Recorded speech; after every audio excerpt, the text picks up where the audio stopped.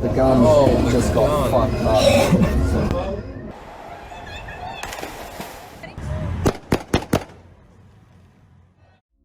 In the pitch dark, a Navy SEAL is clinging to a wet rope ladder a dozen feet up the side of a pitching ship. Fingers numb, body freezing. And the thing most likely to kill him tonight isn't the enemy waiting above. It's the black water churning below. This is what 24 hours can look like for a Navy SEAL when the sea turns against him. These men are the most maritime special operations force on Earth, trained to come from the water and vanish back into it. But in heavy seas, their deadliest opponent isn't a person at all. It's the ocean itself. Because the sea does not care how elite you are. Over the next 24 hours, it will try again and again to swamp their boats, freeze them, exhaust them, and pull them under. Here's how they survive a day when the water is the enemy. Stay with me. To understand the fight, you first have to understand the men. The SEAL in Navy SEAL stands for sea, air, and land.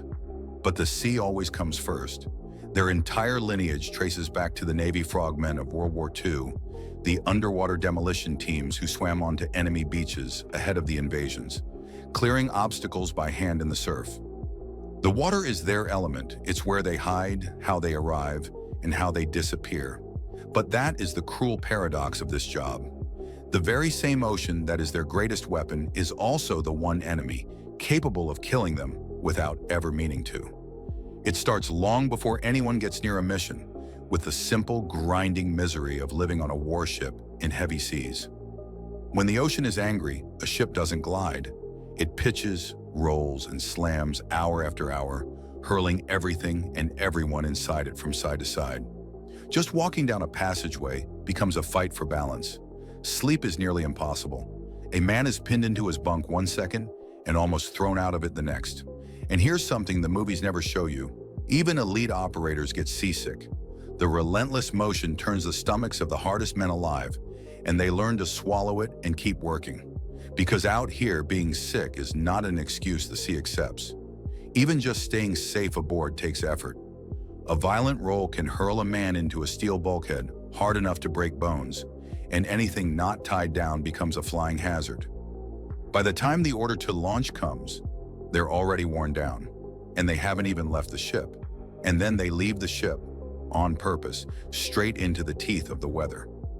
A SEAL's main ride into the fight is the rigid hull inflatable boat, a 36-foot craft with a solid hull and inflatable sides, twin diesel engines built to carry an 8-man squad, and purpose-designed as an extreme weather boat. It isn't even driven by the SEALs themselves, but by a special breed of sailor, the special warfare combatant craft crewmen, the boat guys, some of the finest small boat handlers alive. For quieter, stealthier work, the team slips into low rubber raiding craft instead. Now here's the tell. These boats are rated to handle heavy seas and winds of 45 knots. But outside of deliberate heavy weather training, the Navy normally keeps them in far milder conditions than that. So when SEALs go out in genuinely heavy seas, understand what that means. They are pushing their boats and themselves right to the ragged edge of what a human being can survive. And the ride itself is a beating. Driving a small boat through heavy swells for hours, the hull doesn't slice the waves. It launches off them and crashes down over and over, each impact slamming straight up through the spine of every man aboard. SEALs have a grim saying about it. You never meet a senior boat guy who doesn't have a wrecked back. Cold spray comes over the bow in sheets, soaking them to the bone, and out in that wind, their body heat bleeds away until hypothermia starts to whisper. They haven't fired a shot, they haven't even reached the target, and the sea has already spent hours trying to break them. But the single most dangerous moment of the whole night is still ahead, and boats are only one way in. SEALs are also combat swimmers. They roll over the side into the open ocean and cover the last stretch to a target underwater, breathing through closed-circuit rebreathers that release no telltale bubbles to the surface. But there's a hidden catch to that gear. Those rebreathers run on pure oxygen, which turns poisonous if a diver drops too deep. So combat swimmers are forced to stay shallow, in exactly the band of water that the swells churn the hardest, and holding a precise shallow depth while the sea heaves you up and down like a cork is one of the most exhausting balancing acts in all of diving. Heavy seas turn that water into a different kind of enemy.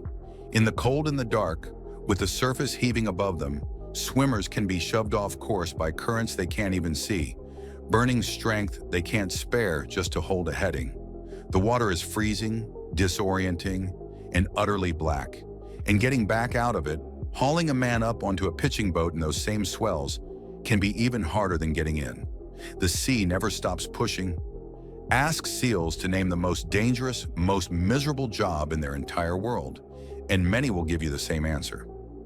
Boarding a ship at sea, what the Navy calls visit, board, search, and seizure.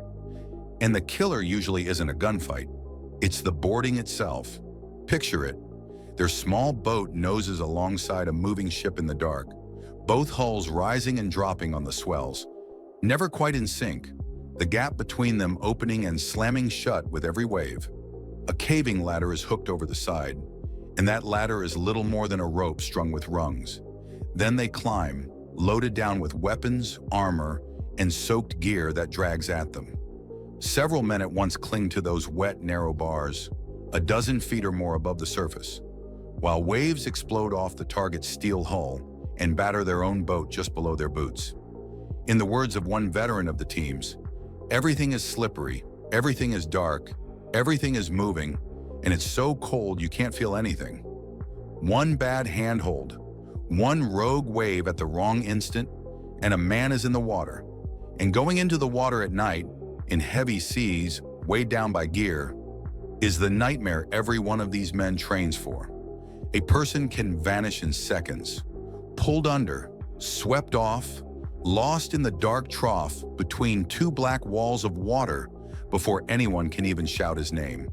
That is exactly why the very first law of the teams, hammered into them from day one, is this: never lose sight of your swim buddy. In the water, the man next to you isn't just a teammate. He is your lifeline, and you are his. The ocean is always hunting for the one man who slips away alone. And in heavy seas, even the rescue is a gamble. Turning a small boat around in towering swells to find a single head bobbing somewhere in the dark is, by itself, one of the hardest things a crew can attempt. And none of this is danger dressed up for a video. It is real, and it is recent.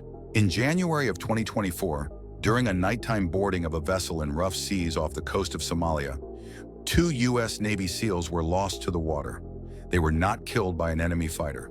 They were taken by the sea, the very same opponent every SEAL faces each time they go out in heavy weather. It is a sobering reminder that for all their training, all their toughness, and all their courage, these men still operate at the mercy of something far older and far stronger than any army on Earth. If the night goes the way it's supposed to, they make it back to the ship, soaked, frozen, battered, running on fumes. But even then, the sea refuses to let go. The deck is still pitching and rolling beneath them as they strip off wet gear and try somehow to recover. Sleep, if it comes at all, comes in a bunk that's still doing its best to throw them onto the floor. The enemy out here never sleeps, never tires, and never once stops testing them. It's simply there, all 24 hours of the day, in every single wave. So that's the truth behind a day in heavy seas. The most maritime warriors on the planet spend it locked in a fight with an opponent they can never fully beat and never truly escape. Not an army, not a navy, but the ocean itself, an enemy that pounds them on the way out, claws at them on the ladder, and waits with endless patience for anyone who falls. A human enemy can be outfought, outthought, and outtrained. The sea cannot. It never gets tired. It just waits.